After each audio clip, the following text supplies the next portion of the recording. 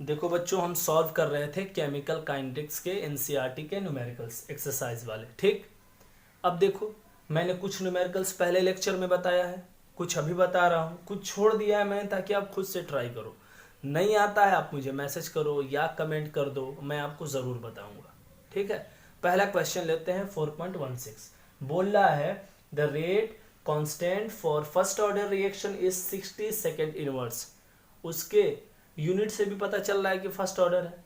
How much time will it take to reduce the initial concentration of the reactants to its 1/16। कह रहा है कितना time लगेगा कि जो इनिशियल कॉन्सेंट्रेशन है 1/16 हो जाए। क्या पूछ रहा है क्वेश्चन कि एक फर्स्ट ऑर्डर की रिएक्शन है, कितना टाइम लगेगा कि इनिशियल कॉन्सेंट्रेशन 1/16 तक पहुंच जाए, यही पूछ रहा है। और ये समझ के कि क्या पूछ रहा है तो क्वेश्चन आधा हो जाता है। ठीक, ये फॉर्मूला जानते हो, k equal to 2.303 upon t log a naught. क्या है इनिशियल कॉन्सेंट्रेशन, ए क्या है फाइनल कॉन्सेंट्रेशन, वही मैंने यहाँ लिखा है। तो हमको k तो नहीं चाहिए, हमको t चाहिए, तो t के फॉर्म में इसको ऐसे लिख देंगे। ठीक, k की वैल्यू यहाँ पुट कर दिया मैंने। लॉग 1 क्या है, 1 मैंने माना है इनिशियल कॉन्सेंट्रेशन है, कुछ नहीं रहता है तो 1 मानते हैं। फाइनल कॉन्सेंट्रेशन क्या दिया 1/16, ये 16 ऊपर चला जाएगा, चला जाएगा। अब जब ये 16 ऊपर चला जाएगा तो यहाँ से t की वैल्यू कैलकुलेट कर लो। log 16 आया है तो इसको 2 के फॉर्म में चाहो तो लिख सकते हो। यहाँ से log की वैल्यू पुट करो और जो वैल्यू पुट करो तो आंसर आएगा 4.6 इंटू 10⁻² सेकेंड। बहुत आसान क्वेश्चन था। अगला है 4.17। क्या बोल रहा है during nuclear explosion of a product with strontium 19। कह रहा है कि SR90 का एक्सप्लोजन हो रहा है विथ हाफ लाइफ, जिसका हाफ लाइफ दिया है 28.1 ईयर। ठीक, इफ 1 माइक्रोग्राम ऑफ SR90 किसी बच्चे की बॉडी में एब्जॉर्ब हो जाए, किसके जगह, कैल्शियम के जगह कौन एब्जॉर्ब हो जाए, SR90। तो कह रहा है कि 10 साल के बाद उसके अंदर SR की कितनी मात्रा बचेगी। ठीक, या 60 साल तक अगर मेटाबॉलिकली लास्ट नहीं होता है तो SR की कितनी मात्रा उस बच्चे के बॉडी के अंदर बचेगी। पूछ क्या रहा है एक बार और समझो। कह रहा है कि न्यूक्लियर एक्सप्लोजन होता है SR का, ठीक, जिसका हाफ लाइफ पीरियड 28.1 ईयर पूछ रहा है, ये दिया है। कह रहा है अगर गलती से या किसी कारण से 1 माइक्रोग्राम SR90 एक न्यू बॉर्न बेबी के शरीर में चला जाए, ठीक, हड्डियों में चला जाए, किसकी जगह, हड्डियां किससे बनती है, कैल्शियम से, लेकिन बोल रहा है कैल्शियम की जगह ये चला जाए, तो वो पूछ क्या रहा है कि 10 साल के बाद, 10 इयर्स के बाद उसकी कितनी मात्रा बचेगी बच्चे के शरीर में। दूसरा क्या पूछ रहा है कि 60 साल तक अगर मेटाबॉलिकली SR90 लॉस्ट नहीं होता है तब उसकी कितनी मात्रा बचेगी। समझ में आ गया? तो कुछ नहीं करना है, ये फॉर्मूला आप जानते हो, T इक्वल टू 2.303 अपॉन के log a not upon A naught क्या इनिशियल फाइनल कॉन्सेंट्रेशन, T दे रखा है 2.303।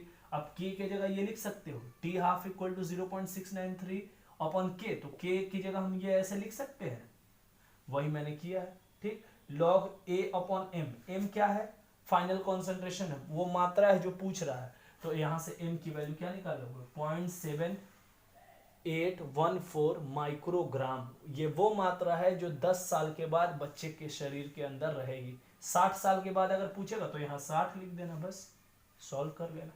बात समझ में आई? अगला क्या है, ए फर्स्ट ऑर्डर रिएक्शन। अगला है 4.19। A first order reaction take place in 40 minute for 30% decomposition. कह रहा है फर्स्ट ऑर्डर की एक रिएक्शन है जो 40 मिनट में 30% डिकम्पोज हो जाती है। Calculates its half life. बात समझ में आ रही है? A first order reaction takes 40 minute for 30% decomposition.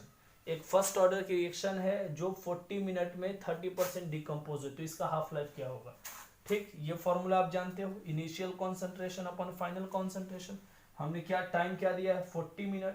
ठीक, अब देखो 100 में से 30% निकल जाएगा तो कितना बचेगा, 70 बचेगा। तो ये इनिशियल कॉन्सेंट्रेशन हो गया, ये फाइनल हो गया, इनिशियल अपॉन फाइनल, बस यहाँ से वैल्यू पुट कर लो। ठीक, तो हमारी के की वैल्यू आ गई।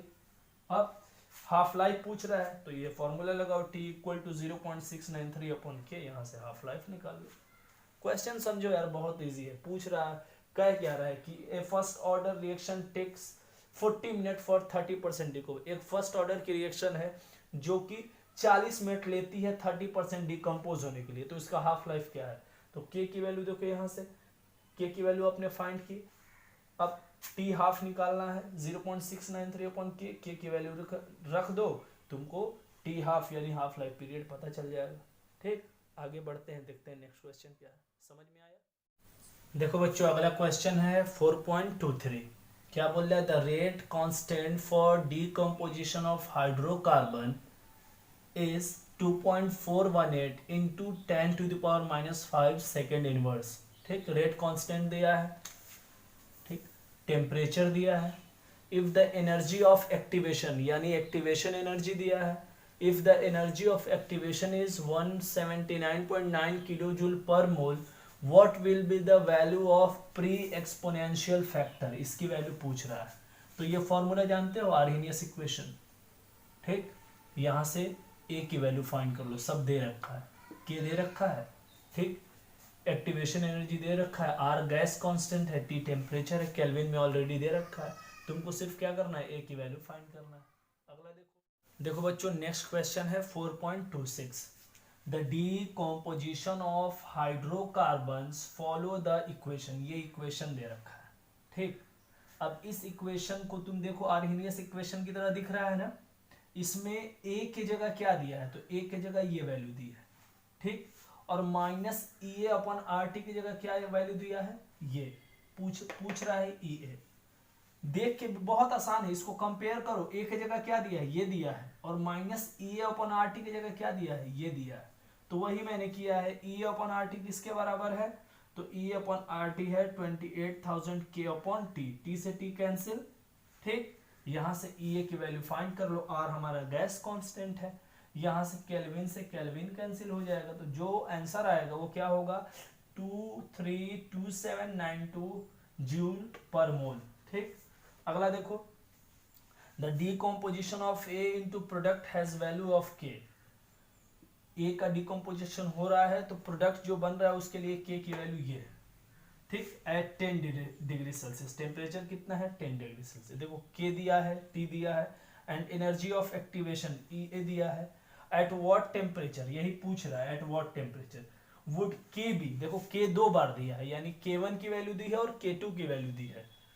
ठीक, एट व्हाट टेम्परेचर के बी इतना, कह रहा है कितने टेम्परेचर पर के की वैल्यू इतनी होगी। अब दिया क्या है? K1 दिया है, K2 दिया है, ठीक, EA दिया है, T1 दिया है, T2 पूछ रहा है। तो एक फॉर्मूला मैंने आपको बताया था, फॉर्मूला बेस्ड क्वेश्चन है, बस फॉर्मूला पे वैल्यू रखो। K2 की वैल्यू दे रखी है, K1 की वैल्यू दे रखी है, ठीक, EA की वैल्यू दे रखी है 2.303, गैस कांस्टेंट की वैल्यू जानते ही हो, सबको पुट करो, T2 की वैल्यू यहाँ से फाइंड करोगे तो आएगा 297 केल्विन। इसको सॉल्व नहीं करना है, इसको बस देखो क्या दिया है, फॉर्मूला में पुट करोगे तुम्हारी वैल्यू आ जाएगी। ठीक है, ये तुमने कर दिया। आगे क्या करोगे? इतनी वैल्यू रख दी, 1 अपॉन T1, T1 कितना दिया है? 10, केल्विन में बदल लो, 283 केल्विन माइनस 1 अपॉन T2, यही तो पूछ रहा है, तो इसको सॉल्व करोगे तो 297 केल्विन आएगा। समझ में आया कि बोल रहा था कि A है, जब ये प्रोडक्ट बना रहा है तो K की वैल्यू ये है, ठीक, और टेम्परेचर उस टाइम था 10 डिग्री सेल्सियस, और एक्टिवेशन एनर्जी की वैल्यू EA की वैल्यू इतनी है। कह रहा है कि किस टेम्परेचर पर K की वैल्यू इतनी होगी, तो K दिया है, K1 दिया है, K2 दिया है, EA दिया है, T1 दिया है, तो कौन सा ऐसा फॉर्मूला है जिसमें ये सारी चीजें आती हैं? तो इस फॉर्मूले में आती है। ठीक, जब बार बार थ्योरी पढ़ोगे तो रिकॉल हो जाता है, अचानक से याद आएगा, अच्छा ये फॉर्मूला है जिसमें ये सारे टर्म और कंडीशन फॉलो होते हैं, ये सारे टर्म्स आते हैं, बस फॉर्मूला में पुट करो, आंसर आ जाएगा। ठीक, चलो, तो अब कुछ न्यूमेरिकल्स मैंने छोड़ दिए, उसको देखो क्या है, नहीं आता है तो बताओ, जरूर बताऊंगा उसको। ठीक है, थैंक यू।